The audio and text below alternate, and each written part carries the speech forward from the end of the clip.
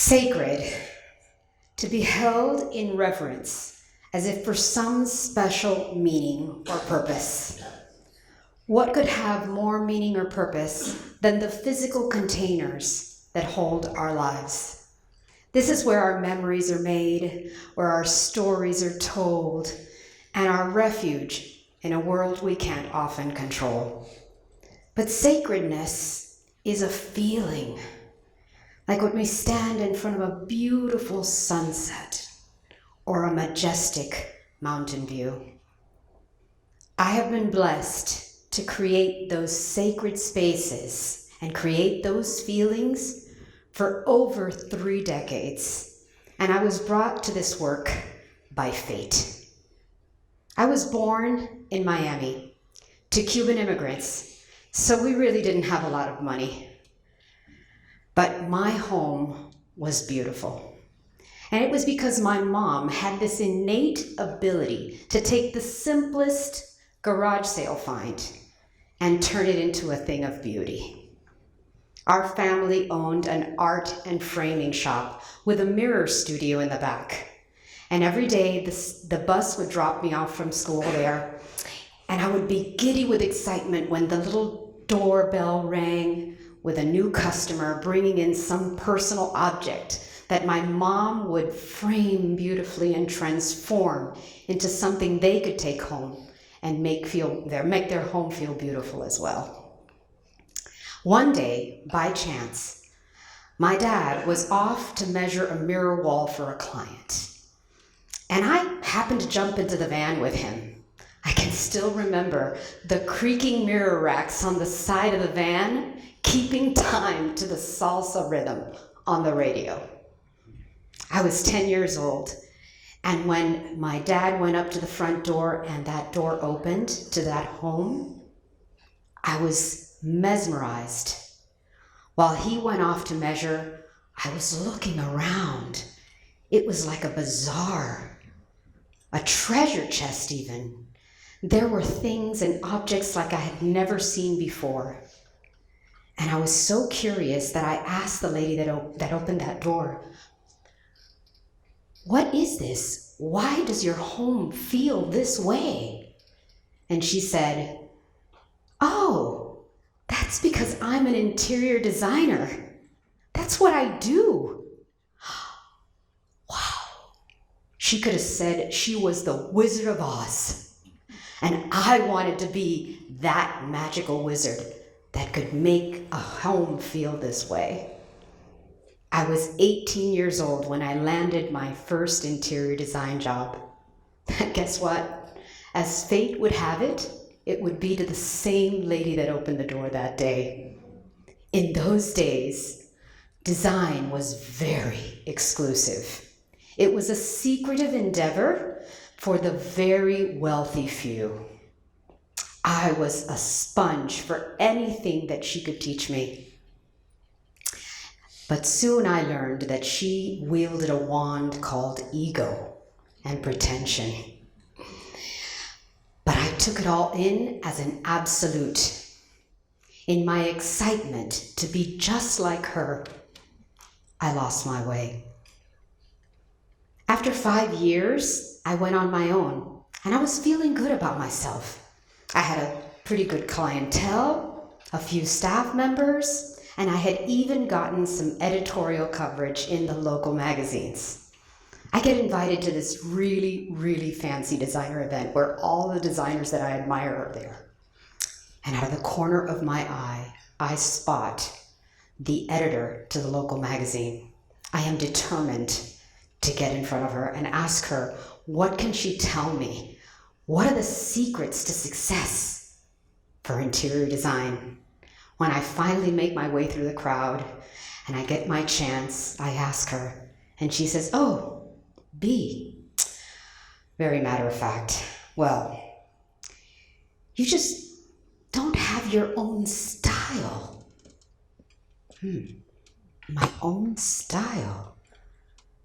Is that what it takes? You mean that my passion, my dedication to creating beautiful interiors, making people feel happy is not enough?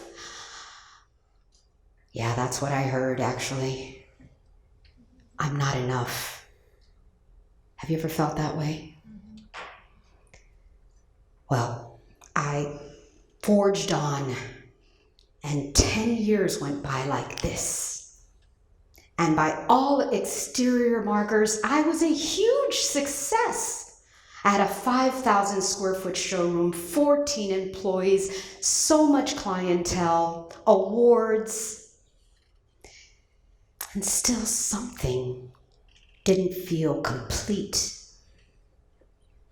So I decided, as most of us do, when our hearts are kind of shut down, we go right to our head. Let's get logical about this, B. After all, you studied design. You didn't study business. You didn't study branding. We've got to solve this. By that time, I was married. I had children. I couldn't go back to school for business. But I decided to take a 3-day business retreat. I was going to hunker down and I was going to figure this out, and 3 days we're going to do it. Little did I know that I'd come face to face with the mission that I'm on today. First day in, we get asked the grandest of all questions. What's your purpose? What's my purpose?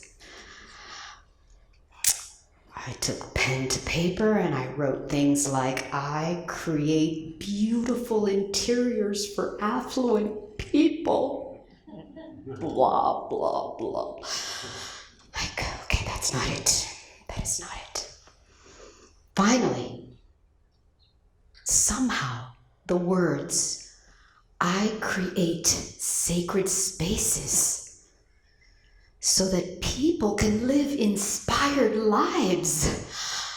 Those words came out of my pen and onto the page, and along with it, tears welled up in my eyes and decades of not enoughness. I knew then that I had found the true purpose. In fact, I actually remembered what it felt like to be on that purpose. The very next day, we get asked to write a 7-step process for this purpose. And that day, Design Enlightenment was born. The process that I use to bring awareness to creating with consciousness, creating from the inside out.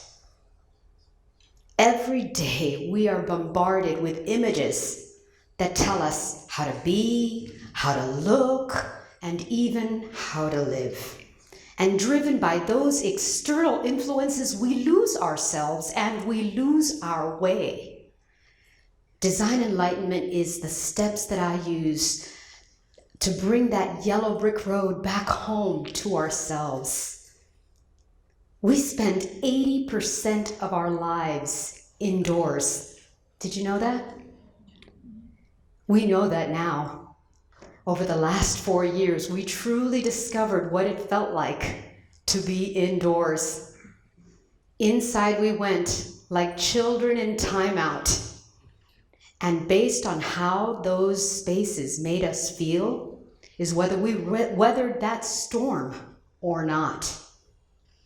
In fact, neuroscience is finally proving that within minutes of inhabiting a space, we have emotions that are triggered. Our hormones tell us whether we are in stress mode or whether we are in a relaxation mode.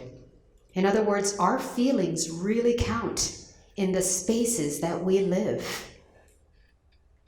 So it is my hope that you can take the 3 first steps of Design Enlightenment. I call them the 3 Ds. Easy to remember.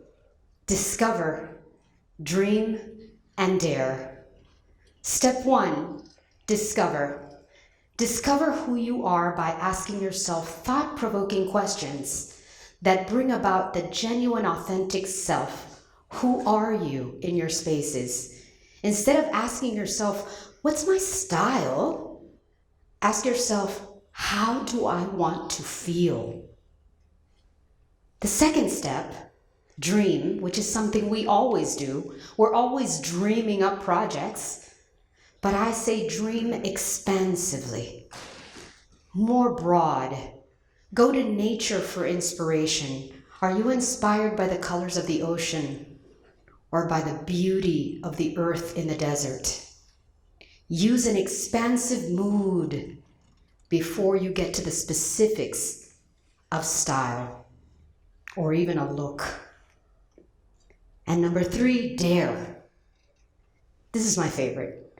Dare to be unique. Dare to be yourself.